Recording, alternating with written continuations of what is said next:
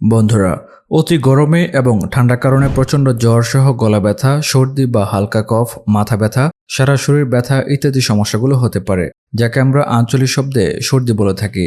এই ধরনের সমস্যা হলে আজকের দেখানো এই রেমেডিটি মাত্র একবার সেবন করলে সর্বোচ্চ ফল পাওয়া সম্ভব। এই সমস্যা আর ফিরে আসবে না।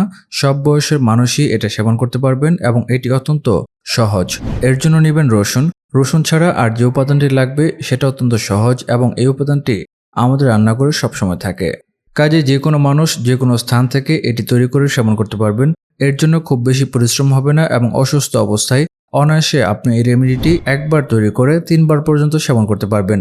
আশা করি আপনার জ্বর, সর্দি, মাথা ব্যথা সহ অন্যান্য সিমটম যত বেশি হোক না কেন এই রেমেডি সেবন করলে তা একেবারে চলে যাবে।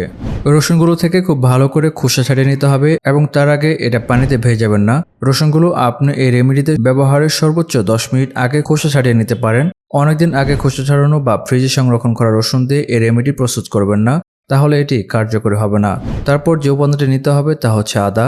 আদাটা খুব ভালো করে ধুয়ে নেবেন, তারপর খোসা ছাড়িয়ে নিতে হবে। আর খোসা ছাড়াতে ছাড়াতে একটা কথা আপনাদের বলি যে এই রেমেডি যারা দেখবেন তারা যদি আজকের দেখানো রেমেডিটি যদি একদম সঠিক পদ্ধতিতে গ্রহণ করতে পারেন তাহলে হঠাৎ করে হওয়া জ্বর, ঠান্ডাজনিত রোগ দূর করার জন্য খুব বেশি সময় লাগবে না।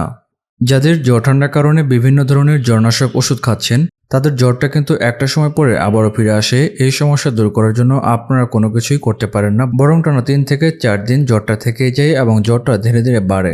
ঠান্ডা, কফ, কাশির প্রবণতা বাড়তে থাকে, সঙ্গে শারীরিক দুর্বলতা অত্যন্ত বেশি হয়ে থাকে। মাথা ব্যথা, চোখ ব্যথা বা রাতে ঘুম না হওয়া, অরুচি, ক্ষুধামন্দা ইত্যাদি সমস্যাগুলো খুবই দেখা যায়। এই রেমেডিটি সেবন করলে যে উপসর্গগুলোর কথা বললাম তা একেবারে চলে যাবে। এই রেমেডিটি সহজে তৈরি করা যায় এবং যেহেতু এটা পার্শ্ব প্রতিক্রিয়াহীন তাই যে কোনো মানুষ এটা সেবন করতে পারবেন। আদার খোসা ছাড়ানো হয়ে গেলে আদাটা টুকরো টুকরো করে স্লাইস করে কেটে নেবেন। এই রেমেডিটি সেবন করলে যারা গলার বিভিন্ন ধরনের স্বরভঙ্গের সমস্যায় ভুগছেন, বিশেষ করে যারা কণ্ঠের কাজ করেন, ভয়েস ওভার, গান, আবৃত্তির সঙ্গে জড়িত, তারা যদি এটি সেবন করেন তাহলে খুব সহজেই আপনার স্বরভঙ্গের এই ধরনের সমস্যা দূর করতে পারবেন। এই রেমেডিটি কিন্তু যারা ডায়াবেটিসে ভুগছেন তাদের জন্য ভালো। যাদের ব্লাড প্রেশার, হাই কোলেস্টেরল আছে তারাও অনায়াসে সেবন করতে পারবেন। প্রত্যেকেই সেবন করতে পারবেন, এর কোনো পার্শ্ব প্রতিক্রিয়া নেই। তবে যারা গর্ভবতী আছেন বা সন্তানকে বুকের দুধ খাওয়াচ্ছেন এরা সেবন করার আগে অবশ্যই নিজেদের শারীরিক পরিস্থিতি বিবেচনা করে তবেই সেবন করবেন। অনেক সময় শিশুকে বুকের দুধ খাওয়ানো অবস্থায় রসুন খেলে শিশুর পেট ব্যথা হয়ে থাকে, কারণ রসুনের তীব্র গন্ধ শিশুর পেটে সহ্য হয় না এবং রসুনের উষ্ণতা রয়েছে সেটা সহ্য করতে পারে না। এই কারণেই পেট ব্যথা হয়ে থাকে শিশুর এবং অনেক সময় পেট খারাপ বা আমাশয়ের প্রবণতা দেখা যায়।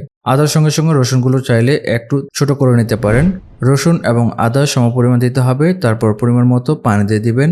এবার এটাকে ফুটতে দিবেন লো ফ্লেমে। খুব বেশি তাপ বাড়িয়ে দেওয়া যাবে না, তাহলে পানিটা শুকিয়ে যাবে, কিন্তু এর ভেতরে যে সমস্ত নির্যাস রয়েছে এটা খুব তাড়াতাড়ি বের হবে না। যারা শ্বাসকষ্টের সমস্যায় ভুগছেন তাদের জন্য এটি খুবই ভালো হবে। এমন হতে পারে যে আপনার জ্বর নেই কিন্তু শ্বাসকষ্ট আছে, বা এটা আপনার জন্মগত শ্বাসকষ্ট হতে পারে।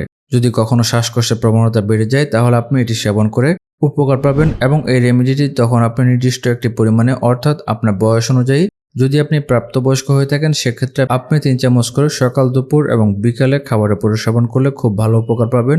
ডায়াবেটিস না থাকলে আপনি 1 চামচ মধু মিশিয়ে খেলে আরও ফল পাবেন। ফুটতে শুরু করলে ঢেকে দিবেন, ঢেকে দিলে আরও ভালোভাবে ফুটে রসুন এবং আদাটা একদম নরম হয়ে সিদ্ধ হয়ে যাবে।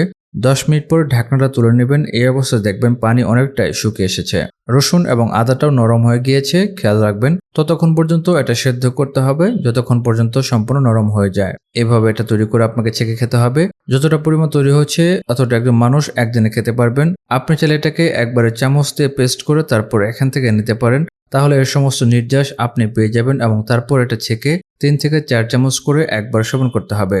যদি ছোট বয়সের বাচ্চা হয়, যদি 5 বছর হয়ে থাকে, তাহলে তাকে 1 চামচ করে 2 বার পর্যন্ত দেওয়া যেতে পারে।